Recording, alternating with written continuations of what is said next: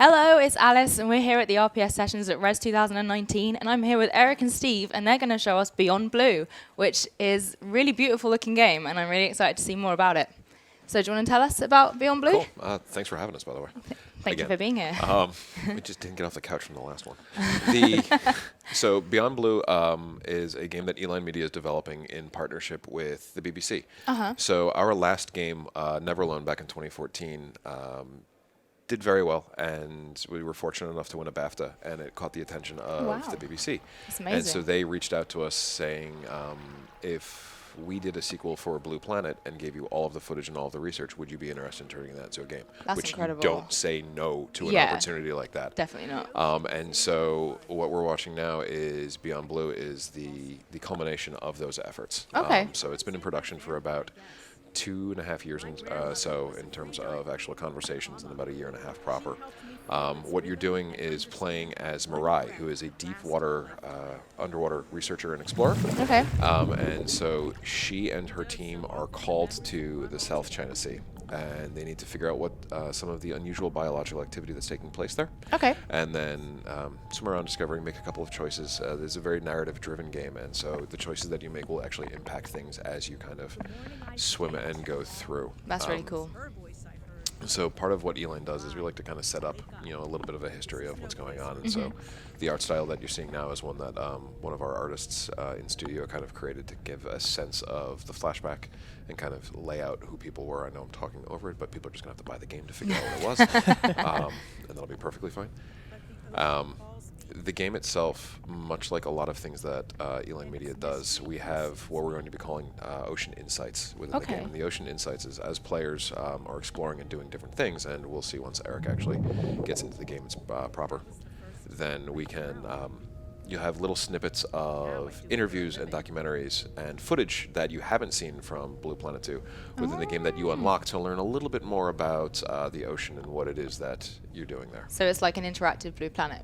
It is, in some ways, very much an interactive Blue Planet. A lot of the shots that you'll actually kind of either you've seen in our trailer or that you'll see in this game are inspired by a lot of the footage that kind of came out of it. We have an editor on staff that is going through the hundreds of thousands of hours of footage. Yeah, I can imagine that's a lot. Yeah, that's quite a lot. She is very busy, but knows a lot about fish now, which has been pretty fantastic. Good for pub quizzes. Yeah, it's exactly should be perfect for pub quizzes. And so this is one of the biomes that we are just releasing for the first time, and so that visitors to Res are actually going to be the first in the EU and the UK to actually play this particular biome. This is the atoll, so it's one of the shallower biomes that exists within the game. Our last demo highlighted the Twilight Zone, which is much more gray, barren. Yeah, I saw the darker one. Yeah, the much darker one. The sea scares me, so that darker one was quite terrifying for me. We get that a lot. So we've had a lot of, I believe it's thessalophobia. It's that fear of the open ocean. We've had people that walk by our booth pretty regularly at these conventions and shows. I don't want to play it. I don't want to play it. I don't want to play it. Oh, really? I will assure people now that are watching this demo, you can see that Mirai is not wearing any kind of scuba gear or tanks. What we have done is set this game about 20 years in the future. We have a lot of scientists on our staff, and so we've asked, what's the moonshot? If you had a NASA-level budget, what would you do? Where would technology be? And a lot of people are saying that the rebreather technology is pretty close to getting to a point where if 20 years from now, you're not going to have to worry about drowning in the game. Oh, lovely. So we want people to be able to be as immersed as possible within the environment, so you're not going to worry about drowning. You're not going to be eaten by a shark. Okay. This is not Subnautica. There's no giant leviathan that's going to come out of nowhere. Okay. It's very much based in reality. Okay. So at this depth, at the atoll depth, the creatures and animals that you're seeing are accurate to that depth in the water column. The last build that you saw, the creatures that you run into there are accurate. We also do have the Midnight Zone, which is way easier for our graphics guys to render because it's black. That you'll be navigating via bioluminescence. Well, and that one I will fully admit is a little bit creepy. You're still not going to be put in any kind of danger because we don't want people to get pulled out of that particular immersive experience. If there is an element of things that where you don't necessarily want to be or you can't go because it is a dangerous situation, like a hot vent, you'd be actually sending in drones to do that work for you. Okay, so there's no fear of anything in this, really. It's not particularly. That's not necessarily a story we want to get across. We want to get across, and we realized that we were working with an international team of scientists, and that the scientists all get into what they do for different reasons. Okay. Some are interested in the research, some are trying to advance, look for medicine, some are interested for, corporate concerns and things like that. And so you actually have to kind of play off those challenges and make the decisions based on like what you think, and that will affect things going forward. So we want people to do that. All of the heavy decision making is actually going to take place on the story, Okay. or I'm sorry, on the submarine that you have. Oh, okay. So you can kind of swim around. Like what Eric is doing right now is utilizing the scanning mechanic that exists. It's a heads-up system within your helmet that gives you creature information about what the behaviors are and what's going on there. So you can see like, the humpback whales, males vocalize through very complex songs that may last for hours, gives size and specs and things like that, and all that's accurate to scale. And so as you scan things, some of the creatures you'll be able to name, and so you'll be following them through on their journey as well. Oh, that's lovely. Which is kind of fun. That's really nice. Yeah, I love nature and I love animals, but the like unknowing of the ocean is like really quite Well, terrifying. and we know more about the surface of Mars than we do about the depths Right. of the ocean. Yeah. And so what we're doing, and thankfully with the help of the BBC, we have access to the science and the research that kind of indicate this, is give people a better idea of what's going on out there actually in the depths. And because it is a big, vast, unknown world, and a lot of the actions and stuff that we are taking are affecting it in some way. And we're not very soapboxy, we're not very preachy, it's just kind of not our style. Yeah. We are simply presenting the information as it currently is, and then people can make that decision based on, their own conclusions and things. That's fair enough. One of the things I guess we haven't talked about is the game itself will be out PC and all consoles, and that we're looking at having it come out probably mid to end of August of this particular year. Oh, okay. Pretty soon then. It'll be Something pretty that soon. I'll probably end up picking up. Oh, that'd be nice. Yeah. It would be quite lovely. I'm big into games like this and anything that's like pretty and relaxing and also informative and educational. Which is what I like. It's so busy, loud show floors like what's going on at Rezzed right now. We were at PAX East last week. Decibels get kind of high up there, and we see Yeah. people who will sit down, put on the headphones, play the game. They literally come up for air at the end of it. They go through because it's that relaxing kind of calming. You can hear a little bit of the ambient sounds and music. Yeah, We it's are working lovely. with a lot of acoustics, like oceanographers and marine biologists to make sure that we've got like the clicking of the dolphins and everything kind of as accurate as we possibly can. Yeah, it sounds incredible. It looks incredible as well. Thank you It's very something much. to get lost in. We try. The game itself will we're looking at, I'm going to guess like 7 to 10 hours. Oh, wow. That will really kind Okay. of depend on things that might get shrunken down based on how we actually kind of change out some of the mechanics. This is only the second demo that we've done. Okay. And we are a small team. It's about 7 people that are working on this one. Oh, really? Yeah. Looks really nice. Thank you very much. So, what else do we got, Eric? Anything? Feedback? Yeah. All right, solid. This is this is a kind of a mini game where you're tracking down kind of your audio signals to identify kind of your next waypoints here. So Okay. you're tracking to kind of hear where the sounds are to identify what creatures and kind of activities happening in that area. Okay.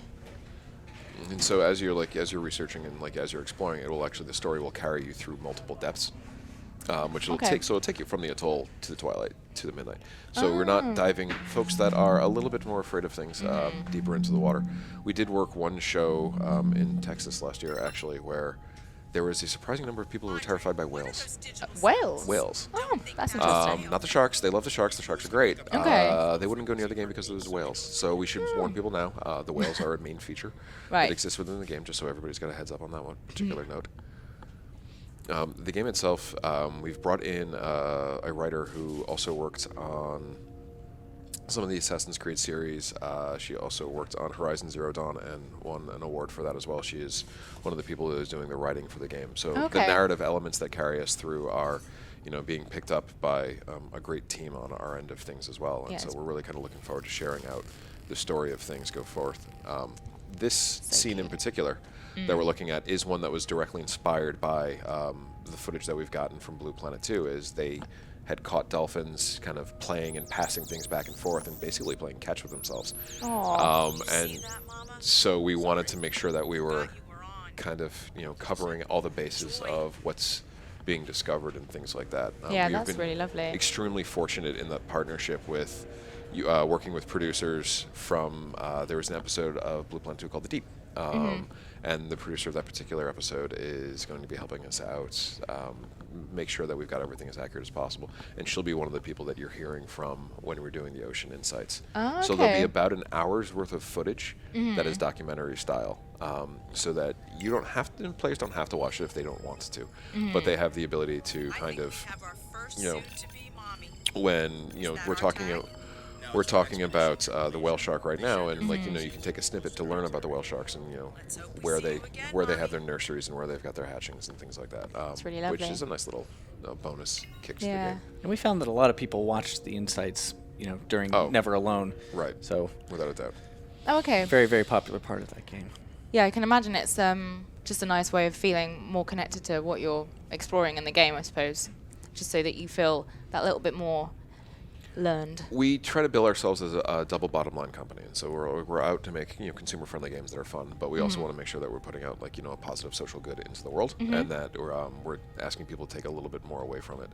A fun anecdote about this one is we had there's an item that Eric's going to swim down and run into, and we wanted a shark to be circling, the cave as you head Okay. down there.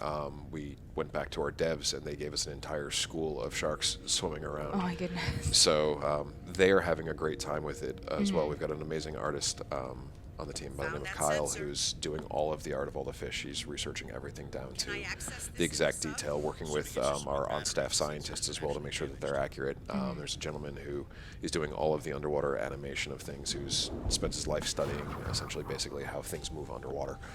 So we're fortunate enough that we know that underwater games themselves are underwater levels are always so popular in video games.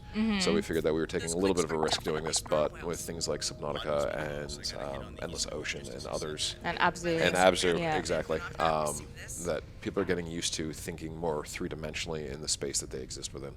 Yeah. It's kind of nice having a game that's like this that is realistic in a sense of it's completely modeled on everything that's real life, and you're completely taking a massive interest in it all, and you're probably all going to be massive ocean fanatics by the end of it. Oh, I think a lot of us are at the moment already, and then we don't necessarily need to over-exaggerate anything. The world that exists within the depths that we haven't necessarily seen and explored is wild and weird enough that we have no need to kind of expound upon it. We can just show things that exist as they currently are, and most people won't believe that they are true. Yeah. Yeah, that's it's kind of why I love the ocean, kind of why I hate it. We'll see if we can convert you at some point. I think we can get you over to our side of things. I did try scuba diving once, and I was really young, and I couldn't get heavy enough to sink, so I just kept floating to the top, and it was really massive letdown. So this is going to answer all my dreams about scuba diving, hopefully, and show me what I missed out on all those years ago. I was going to say, especially in the corals here, which is where a lot of the scuba diving obviously takes place out in the world. We recognize that a lot of the coral right now is unfortunately suffering from bleaching and things like this. This particular zone doesn't necessarily, and thankfully isn't impacted by that. This is it's a slice of the South China Sea. Okay. There is a phenomenal amount of human activity that people are experiencing there, and or that the biological activity is kind of running into, and you're seeing groupings of animals that you don't necessarily find anywhere else in the world taking place there, which is why we put our game in that particular locale. Okay. And so the sperm whales that you see on screen now are kind of one of the main characters within the game as well. And so you'll be tracking some of the lives and livelihoods. We're realizing, scientists are realizing that they've got way more complex social patterns than we even realized. Okay. And so you're sort of going to be exploring a lot of that communication, that interaction, and how they interact on a one-to-one basis. She's not here. Maybe she's there. So you're swimmed by a juvenile as we speak. Can I override the scanners so it lets me scan them again? Yeah, it's pretty epic, actually. It feels very immersive, which is nice. Thank you. That's fantastic. It's what we've sort of been trying for. I mean, these are the largest predators on the planet with the largest brain as well, and it's incredible to see. Yeah, it is. It's just something that you don't expect to see close up, and it does feel like there's a lot of love and a lot of attention to detail in it, which helps make you feel like you're actually being able to explore it yourself, which is nice. We do appreciate that. That's definitely nice. We're trying. Can you send the sub to pick me up? I'm done for now. Cool. It's lovely. Thank you. So thank you so much.